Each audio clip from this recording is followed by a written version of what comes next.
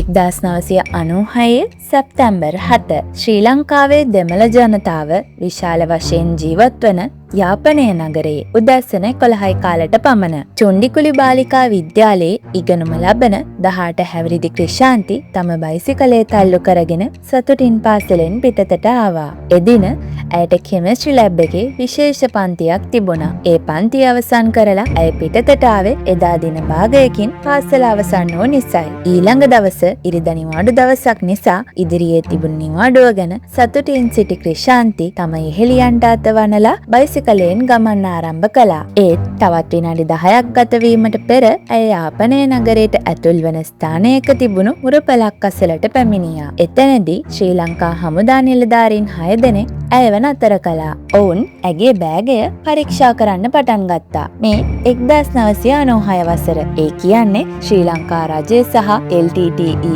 අතර යුද්ධය ඉතාමත් උග්‍රව පැවති කාලයක්. ඒ කාලයේ යාපනය නගරයට ඇතුල් වන සහ නගරයෙන් පිටවන පුද්ගලයන්ව හමුදාව විසින් පරීක්ෂා කරලා තමයි යන්න ඉඩ දුන්නේ. ඒ පරීක්ෂාවල ප්‍රධාන අරමුණක් වුණේ LTTE සංවිධානයට සහාය දක්වමින් ජනතාව ආයුධ රැගෙන යනවාද යන්න සොයා බැලීමයි. විශේෂයෙන්ම දෙමළ ජනතාව අතර එවැනි පරීක්ෂා කිරීම දැඩිව සිදු කළා. ඒ විදිහට එදා ක්‍රිෂාන්තිවත් ඇය සමග සිටි තවත් පිරිමි පුද්ගලයන් කිහිප දෙනෙක්වත් පරීක්ෂා කළා. නමුත් විනාඩි 5කට පමණ පසු එතන සිටි පිරිමි පුද්ගලයන්ව හමුදා නිලධාරීන් නිදහස් කළා. නමුත් ක්‍රිෂාන්තිට යන්න ඉඩ දුන්නේ නැහැ. අපිට ඔයා ගැන සැකයි. නිලධාරීන් එහෙම කියමින් ඇයව නතර කළා. මේක අහපු ක්‍රිෂාන්ති පුදුමයටත් බියටත් පත් වුණා. ඇයි මාව නතර කරන්නේ? ඇය විමසුවත් නිලධාරීන් කිව්වේ ඇයව සම්පූර්ණයෙන්ම පරීක්ෂා කළ යුතු බවයි. ඒ කියන්නේ ඇගේ ඇඳුම් ඇතුළත පවා යම් දෙයක් සංගවාගෙන තිබෙනවාද කියලා පරීක්ෂා කළ යුතු බවයි. ඒ සඳහා කාන්තා පොලිස් නිලධාරිනියක් පැමිණෙන බවත් ඔවුන් පැවසුවා.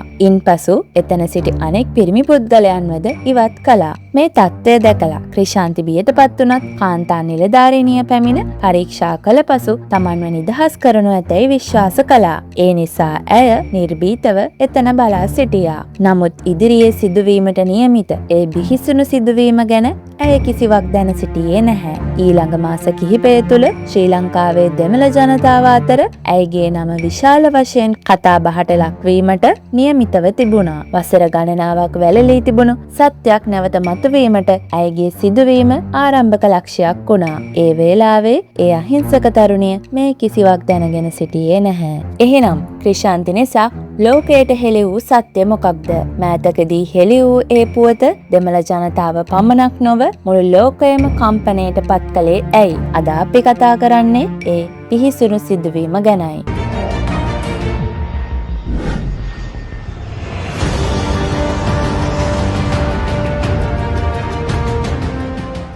ශ්‍රී ලංකා රජය විසින් සුළුතර දෙමළ ජනතාව වසර ගණනාවක් පුරා පීඩනයට ලක් කළ බවට දෙමළ ජනතාව අතර චෝදනා තිබුණා. එම පීඩනයට විරෝධය පළ කරමින් සහ දෙමළ ජනතාව සඳහා වෙනම ටැමිල් ඊලාම් රාජ්‍යයක් ලබා ගැනීමේ අරමුණින් දෙමළ ඊලාම් නායක වේලුපිල්ලේ ප්‍රභාකරන්ගේ නායකත්වය යටතේ LTTE සංවිධානය සටන් ආරම්භ කළා. ඒ නිසා ශ්‍රී ලංකාවේ දෙමළ ජනතාවගෙන් විශාල පිරිසක් එම සංවිධානය සමග එකතු වුණා. මේ තත්ත්වය හේතුවෙන් ශ්‍රී ලංකා රජය දැඩිව ප්‍රතිචාර දක්වමින් LTTE සංවිධානයට සම්බන්ධ බවට සැක කළ දෙමළ ජනතාව අත්අඩංගුවට ගැනීමට හමුදාව යොදා ගත්තා. එක පුද්ගලයෙකු පමණක් නොව ඇතැම් අවස්ථාවල ඔහුගේ පවුලේ සමාජිකයන් පවා අත්අඩංගුවට ගත් බවට චෝදනා එල්ල වුණා. එලෙස අත්අඩංගුවට ගත් දහස් ගණනක් අතරින් 100 ගණනක් පමණක් නැවත පැමිණි බවටත් චෝදනා තිබුණා. පවුලේ සමාජිකයන් සහ ඥාතීන් අතුරුදහන් වූ පුද්ගලයන් ගැන පොලිසියට පැමිණිලි කළත් එම පැමිණිලි නිසි ලෙස සලකා බැලුවේ නැති බවට ඔවුන් චෝදනා කළා. ඒ අතරතුර ශ්‍රී ලංකා හමුදාව තවදුරටත් දෙමළ ජනතාව අත්අඩංගුවට ගැනීම සිදු කළා. ඒ විතරක් නෙවෙයි දෙමළ ජනතාව ජීවත් වූ ප්‍රදේශවලදී පවා ඔවුන්ට විවිධාකාරයේ පරීක්ෂා කිරීම සහ පීඩාවන්ට ලක් කළ බවට චෝදනා තිබුණා. ඒ කියන්නේ LTTE සංවිධානයට අවශ්‍ය ආයුධ ප්‍රවාහන ප්‍රහාණය කරනවද? ඒවා සංගවාගෙන සිටිනවද?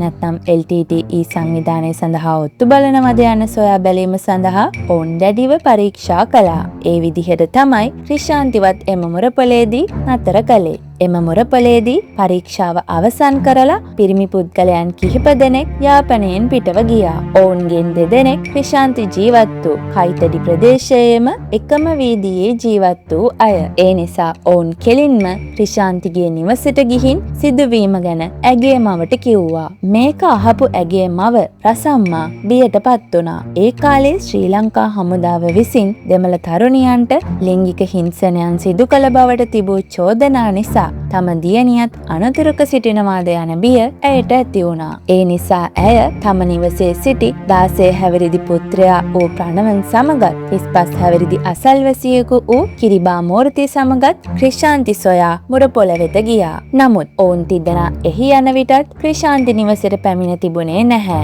ඊළඟ දවසේ උදෑසන වනතුරුත් ඔවුන් ආපසු පැමිණියේ නැහැ. ඒ නිසා කිරිබා මූර්තිගේ පවුලේ සමාජිකයන් සහ ක්‍රිෂාන්තිගේ ඥාතීන්ද මුරපොළ වෙත ගොස් ඔවුන් ගැන විමසුවා. නමුත් එහි සිටි නිලධාරීන් කිව්වේ මෙතන කවුරුත් නැහැ. ඔයාලා හොයන අය මෙතනට ආවේ නැහැ. ඒ විතරක් නෙවෙයි ඔවුන්ට එතන වැඩි වේලාවක් රැඳී සිටීමට ඉඩ නොදී බිය ගන්වා පන්නා දැමුවා. ඔවුන් බියෙන් එතනින් පිටව ගියත් ඔවුන්ගේ සිත තුළ සැකයක් ඇති වුණා. මුරපොලේ සිටි නිලධාරීන් ක්‍රිෂාන්ති ඇතුළු අතුරුදහන් වූ පුද්ගලයන්ට යම් දෙයක් කර තිබිය හැකි බවට ඔවුන් සැක කළා. නමුත් පොලිසිය ඔවුන්ගේ පැමිණිල්ල නිසි ලෙස බාර නොගැනීම නිසා අතුරුදහන් වූ පුද්ගලයන්ගේ ඥාතීන් කෝපයට පත් වුණා. ඔවුන් තම ආදරණීයයන් සොයා දෙන ලෙස ඉල්ලා විරෝධතා ආරම්භ කළා.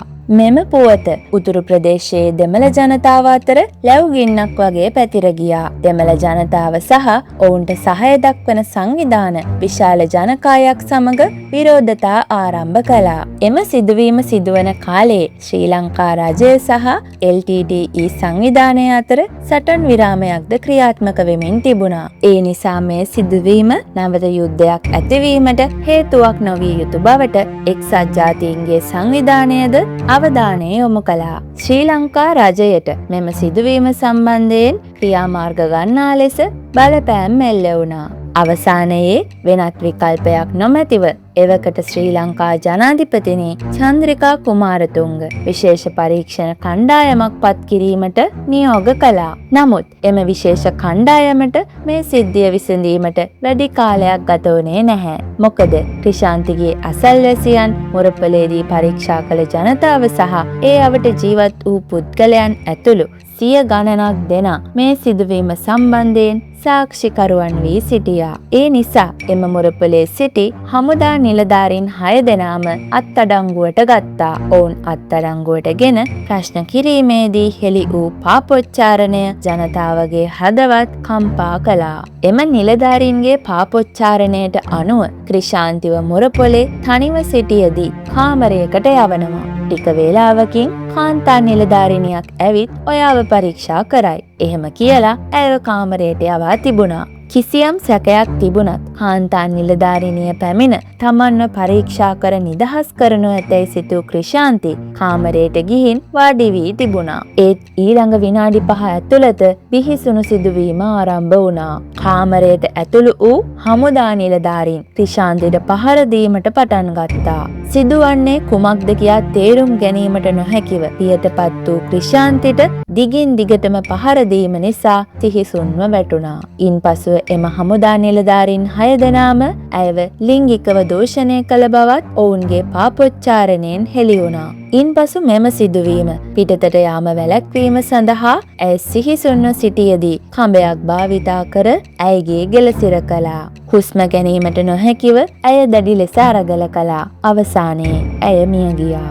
දැන් ඔවුන්ට තිබුණේ ඇගේ මල සිරුර ඉවත් කරන්නේ කෙසේද යන ප්‍රශ්නයයි. නමුත් ඔවුන් ඒ ගැන සිතමින් සිටියදීම ක්‍රිෂාන්තිගේ මව සහෝදරයා සහ අසල්වැසියා ඇයව සොයා මුරපොළට පැමිණියා. ක්‍රිෂාන්තිට අතවර කර ඝාතනය කළ පුද්ගලයන් මෙය බලාපොරොත්තු නොවූ දෙයක්. ඒ නිසා ඔවුන් වහාම තවත් සැලැස්මක් සකස් කළා. ඔවුන් ක්‍රිෂාන්තිව පරීක්ෂා කිරීම සඳහා කාමරයක වාඩි කරවා ඇති බවත් ඇතුළට ගොස් බලන ලෙසත් ඔවුන්ගේ මවට, සහෝදරයාට සහ අසල්වැසියාට කිව්වා. ඒක අහපු ඔවුන් තිදෙනා බියෙන් කාමරය ඇතුළට දිව ගියා. එහිදී ඇගේ සිරුර නිර්වත් තත්වයෙන් සහ ඉතාමත් බිහිසුණු තත්වයකින් තිබෙන ආකාරය දැක ඔවුන් තුන්දෙනාම කම්පනයට පත් වුණා. ඒ සමගම ඔවුන් පිටුපස සිටි නිලධාරීන් තුන්දෙනෙක් කඹයක් රැගෙන ඔවුන්ගේ මව, සහෝදරයා සහ අසල්වැසියාගේ ගෙල සිර කිරීමට පටන් ගත්තා.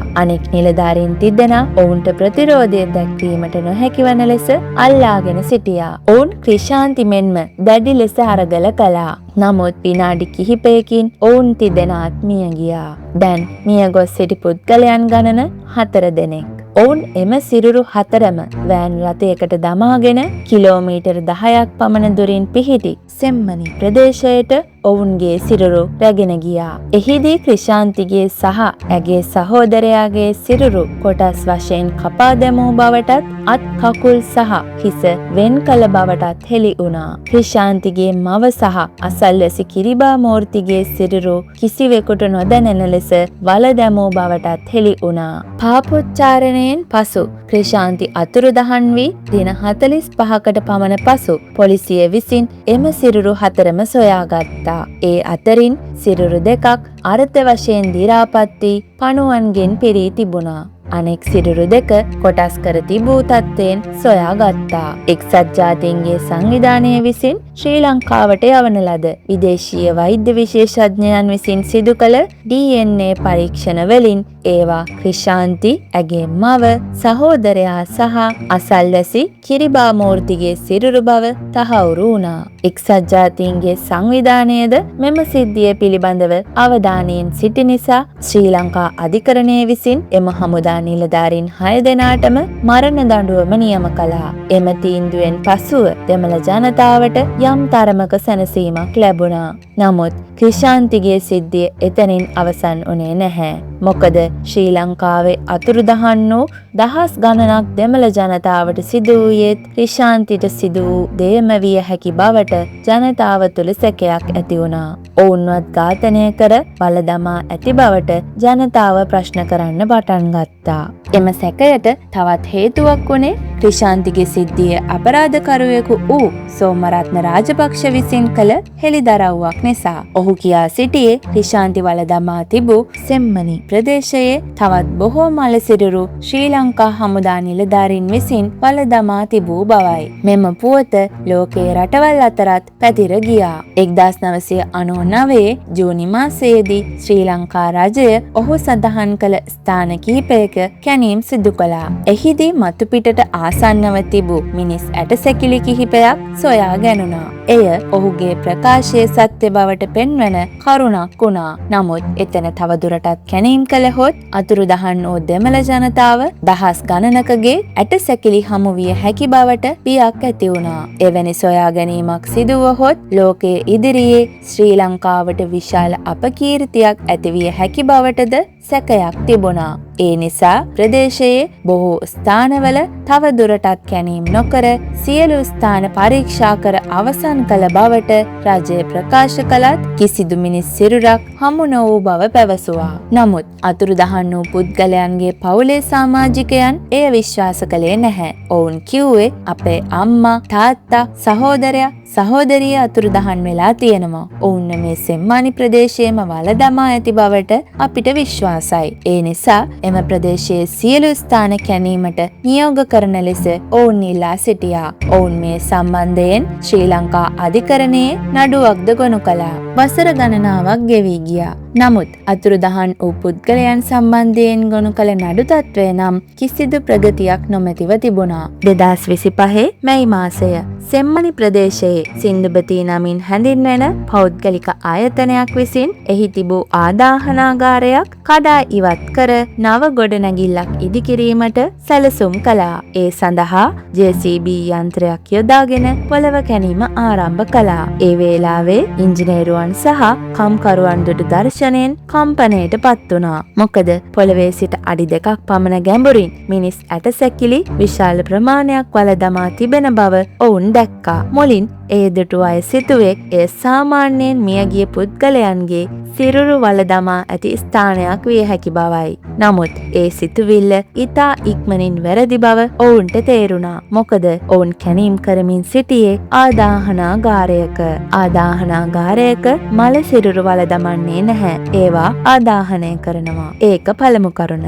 ඒ වගේම යම් අවස්ථාවක සිරුරක් වල දැමුවත් සාමාන්‍යයෙන් එක් සිරුර වෙන වෙනම වල දමනවා. එහෙනම් එකම ස්ථානයක මල සිරුරු විශාල ප්‍රමාණයක් එකට වල දමා තිබුණේ ඇයි? මේ ප්‍රශ්නයත් සමග ජනතාව තුළ විශාල බියක් ඇති වුණා. ඒ බිය තවත් වැඩි කළ කරුණක් තිබුණා. එනම් එම ඇටසැකිලිවල අත් සහ කකුල් බැඳ තිබූ බවට ඔවුන්ට පෙනී ගියා. ඒ නිසා මේවා සාමාන්‍ය ආකාරයෙන් වල දැමූ සිරුරු නොවන බවට සැකය තවත් වැඩි වුණා. ඔවුන් වහාම පොලිසියට දැනුම් දුන්නා. පොලිසිය හරහා මාධ්‍යයටත් මේ පුවත ලැබුණා. පොලිසිය වහාම එම ආදාහනාගාරයට පැමිණ කැනීම් ආරම්භ කළා. එහිදී හෙළි වුණේ සම්පූර්ණ මල සිරුරු 19ක් තිබූ බවයි. වඩාත්ම කම්පන සහගත කරුණ වුණේ එහි තිබූ සිරුරු අතරින් 3ක් කුඩා දරුවන්ගේ සිරුරු වීමයි. ඊළඟ දින කිහිපය තුළ සෙම්මණි ප්‍රදේශයෙන් මිනිස් සිරුරු හමුවීමේ පුවත